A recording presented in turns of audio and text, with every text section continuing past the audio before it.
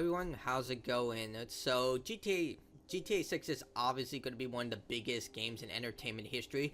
GTA 5 has sold well over 200 million copies, not to mention the microtransactions likely make more than $1 million per day with GTA Online. So this is not a small game, and we've seen the trailer. It looks absolutely insane. Like, it's going to be another graphical leap when it comes to open world games, especially compared to Red Dead Redemption 2.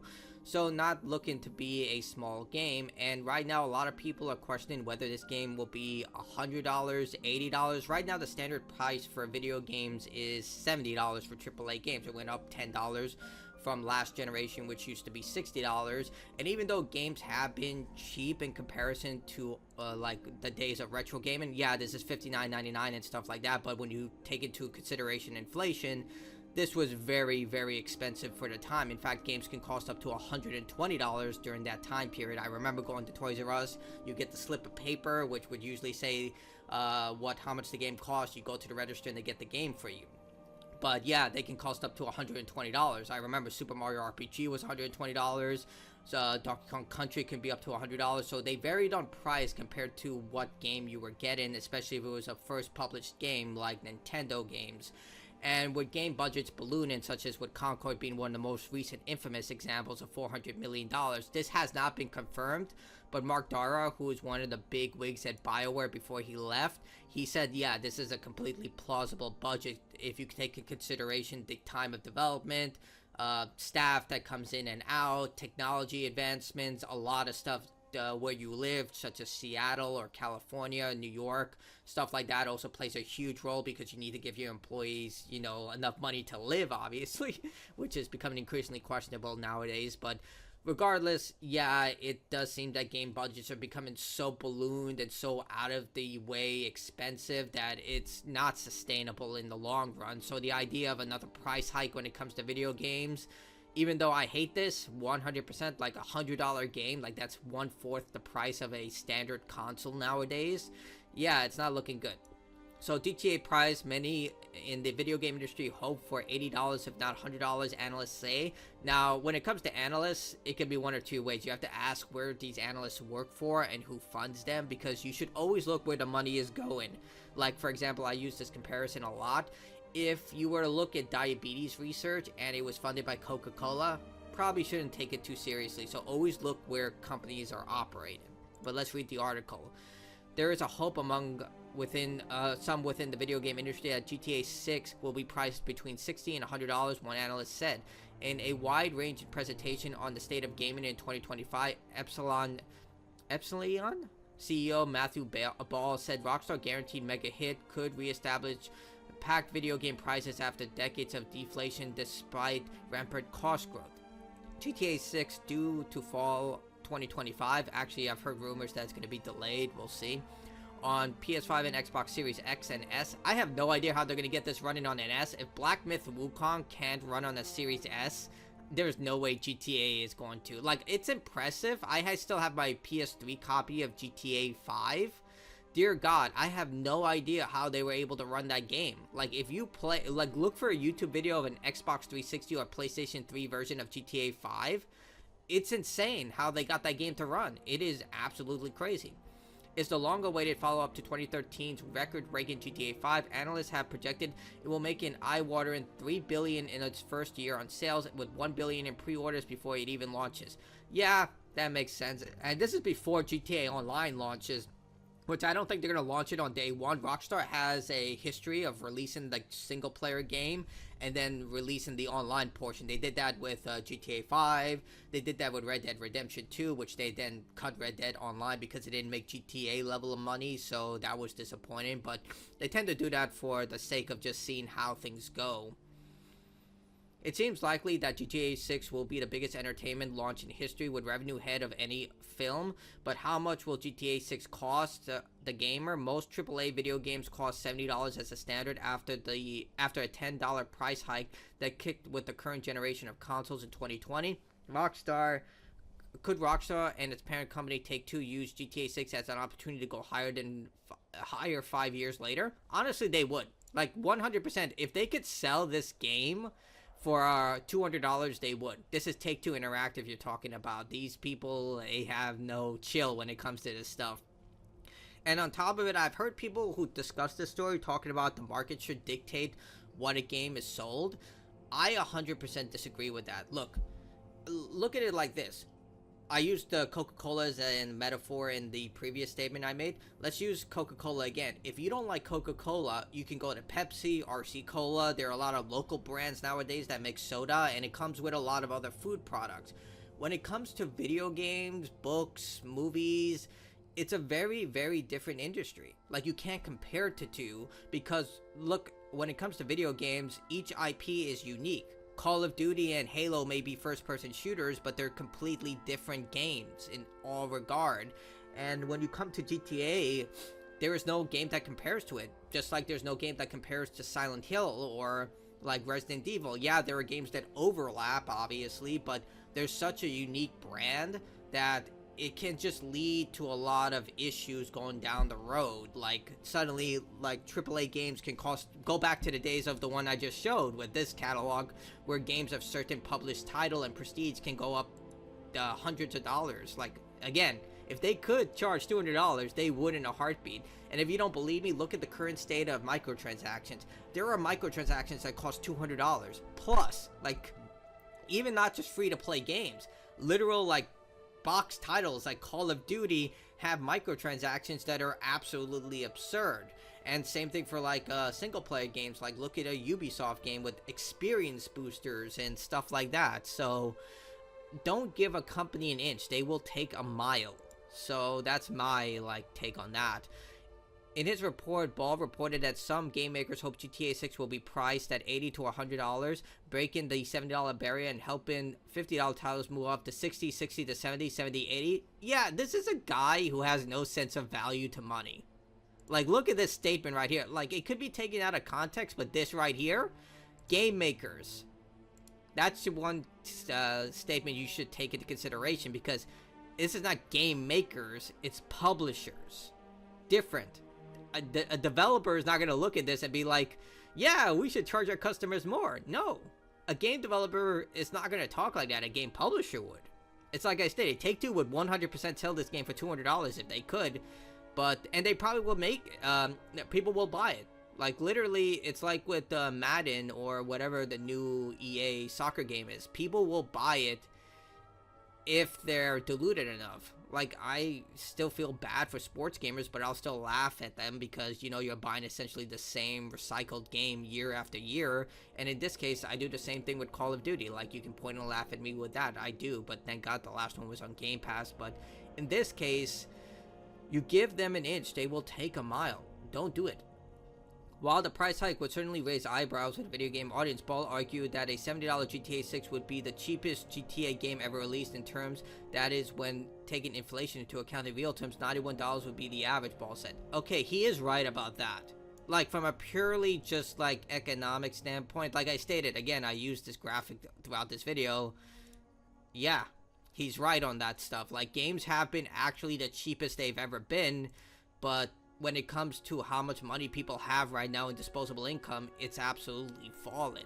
Like, cost of living has gone up, insurance has gone up, food has gone up, housing payments have gone up, rent has gone up.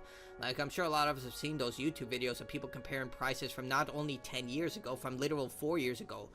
Before the pandemic, I can't say the word because YouTube, like, prices went up. And they're not going to bring prices down. Like, look at how fast food is operating. They literally rose prices because of how everyone was stuck at home and buying the cheapest alternative. So they're like, demand is high, raise prices. So he is right about that. But when a company raises its price, it's not going to lower it. Like, most companies don't lower their price after that. They make that the new standard. Packaged game prices have never been lower in real terms than they are today, even though budgets at all-time high and player growth is stalled. Okay, this is disingenuous because here, look at this statement when he states it. He said budgets are all-time highs. The reason the budgets are all-time highs is because the companies don't know how to manage their products. They have so much bloat and they put so much stuff into the game without having a concise vision of what it's supposed to be. Like, take for example Space Marine 2. Yeah, a lot of people, including myself, said it's the best Xbox 360 game to release in the modern era, and that's a compliment.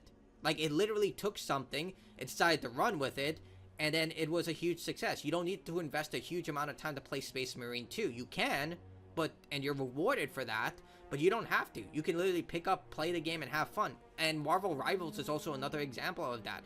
Literally, you can pick your favorite hero and have a good time. It doesn't have overcomplicated mechanics like Concord did. Like, I played the beta for Concord. It was all this stuff, and I was like, I don't have any idea what was going on. Like, say what you will about Overwatch, but Overwatch also has a simplified system. You click a hero, they show you all the skills, usually 2 or 3 skills. Bingo, go play. You don't need to be an expert, but in this case, it's up to the developers to create a concise experience while also maintaining a constant vision. Yes, some games like Red Dead Redemption 2, you can see where the budget went. Like, that game still holds up to this day. It's one of the greatest open world games ever made, but yeah, it's all about making sure you have your team on a precise vision without going overboard. Another great example of maintaining your budget would be like RGG Studio games with the Yakuza Judgment franchises. They literally take the same assets and they use it throughout the game. There's like the meme with the Yakuza franchise why the characters still look like they're like 20 years old. Like Majima still looks like he's 19 years old with a 10-pack with a body of a bodybuilder.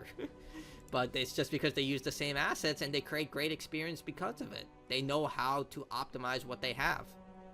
Ball sent a report GTA 6 could reestablish the packed video game prices after decades of deflation despite rampant cost growth. Dude, this guy speaks like such a corporate shill.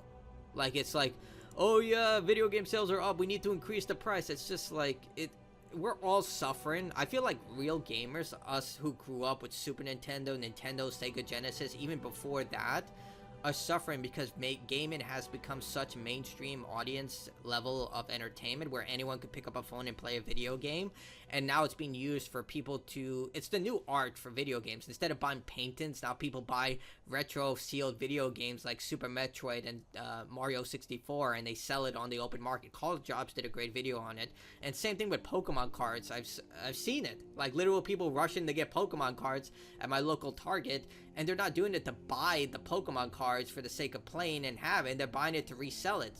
It's like with the PlayStation 5. It's just like my hobbies are being destroyed because of just corporate shills and scalpers. Ball reported has sparked a discussion about the value of video games and the likelihood that Rockstar could go through with an $80 to $100 price range for GTA 6. The thing is, they can get away with this. They can. Like Grand Theft Auto, same thing for Call of Duty and Madden. They can get away with this. Like, they're such a big brand, they can do whatever the hell they want. It's like I stated about how the market dictates stuff. Video games are different from everything else. Same thing, like, imagine, I don't know if they did this was so long ago, but I believe they did charge more for, like, Dark Knight Rises tickets because it was such a popular movie. But I could be wrong about that, because they do charge more when you use IMAX or the new 5D theaters where they actually dispense smells into the theater. That makes sense of why they charge more, just like with special editions. But I could be wrong about that. Tell me if I'm wrong about that. But in this case, I just don't think video games can be the same, like, system when it comes to, like, actual, like, other other products like soda or food or, I don't know, like, the way I see it is that it's just such an individualized entertainment product that it's next to impossible to have that level, because we do have that with indie games, but with indie games it's more about smaller studios who don't have the level of appeal. Like, let's face it, like, GTA is gonna have more appeal than, let's see, Super Meat Boy. It's just a matter of fact. So they can get away with this, but smaller companies can't get away with this, and it becomes a real problem. Reacting to Ball's comment, Michael Dowles, publishing director at Baldur's Gate 3, Larian tweeted, "You're not supposed to say this out loud." Oh my god, dude, this guy is so based. I love him. He's right. It's like the Simpsons meme. I moved to a bigger house. Oh no, I said the quiet part out loud and the out loud part quiet. He continued, a good company raises salaries in line with inflation so that their staff don't die or something, but games prices haven't risen with inflation. The reason is that the industry is in the shit for now. But it is an uncomfortable truth. On the other hand, the responsibility for the game developers to make sure that the game they show lives up to the promise, and that the investment hits from and that investment from the player. He's absolutely right, because look at all the layoffs that have been happening from the video game industry and the tech industry. Who suffers when the game doesn't sell? Developers, not executives. Developers. Executives are given golden parachutes, and they're buddy with so many other people within the executive position. They can literally just flip-flop from one company to the next. Like, it's insanity when you look at where the executives are coming from. They're like, they failed an entire company, they go to another company, and they become another executive. It's because they know people. It's all about connections. It's like what they tell you in college and high school. Keep friends and know who's in the industry you want to work with. But in this case, yeah, Larian Studios, I just love this guy. He's so base. Baldur's Gate 3 is literally what Dragon Age should have been. It's just, God, Dragon Age to Veilguard, what the fuck. So there we go. That's the story. Look, the way I see it is that, yeah, game budgets have ballooned, but they need to be better at managing their products. Like, I have no doubt in my mind that Rockstar is highly managed to make sure that this product comes out in the most optimized way possible. But a lot of other companies run with the budget and they end up just ballooning to absurd prices. Again, look at Concord. I don't even want to know what Dragon Age the Veilguard cost in terms of the 10-year development that game was in. With all the redoing of that game, the development hell. Like, I remember I saw Luke Stevenson's video on that game, and he said this was supposed to be a live service game at first. And I was like, holy crap, he's right. When you play the game as a live service game, that's what they were doing. Like, I feel a little more sympathy for the developers, because when you have to take a project that is doomed and then turn it into something brilliant, it's not easy, especially if it's already established. Like, you give credit to Overwatch for what they did with the Titan game that fell apart, but Dragon Age the Veilguard, I don't even want to know what happened there. And it's looking that BioWare may be shutting down, judging by the fact that the director left the studio as the ship is sinking. Not to mention Mass Effect Andromeda's failure. Like, the game actually sold well, it just didn't sell enough of what EA was expecting. Same thing for Anthem. Anthem sold well, but they were hoping for it to be a Destiny level live service. And we see those stories over and over and over again, especially in the last year, with so many game developers laying off people, so many publishers closing studios. It's a nightmare right now.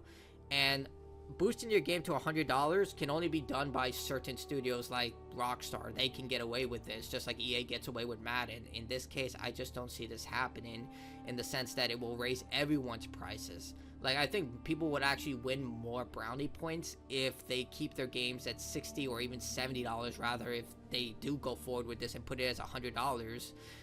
I just don't think other publishers can get away with it, especially if they decide to make a brand new IP. Can you imagine if they sold Horizon 3 for $100? Like, as a huge fan of Horizon, despite my reservations on the remaster, like, it would never work. Like, maybe for a From Software game, if they decide to make Bloodborne 2 or Elden Ring 2 or even Dark Souls 4 or whatever game they're making right now, I'm pretty sure it's a new IP, they could get away with it because, you know, their work speaks for themselves. I would pay $100 for Elden Ring. Like, 100% I would have paid $100. That game, well worth it. And they've gained the respect of the community because of their incredible work. But when it comes to this stuff, I don't know. Especially all the stuff I've heard about GTA Online.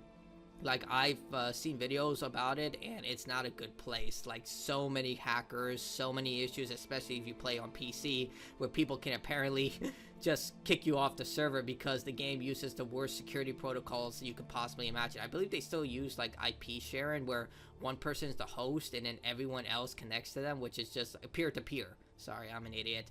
But it's just like, if they do that, I'm just like, what the fuck? Why? But tell me what you think in the comments below. I ran this video too much, but honestly, I really hope it doesn't go down. Games are already too expensive, and yeah, terrible. Anyway, bye.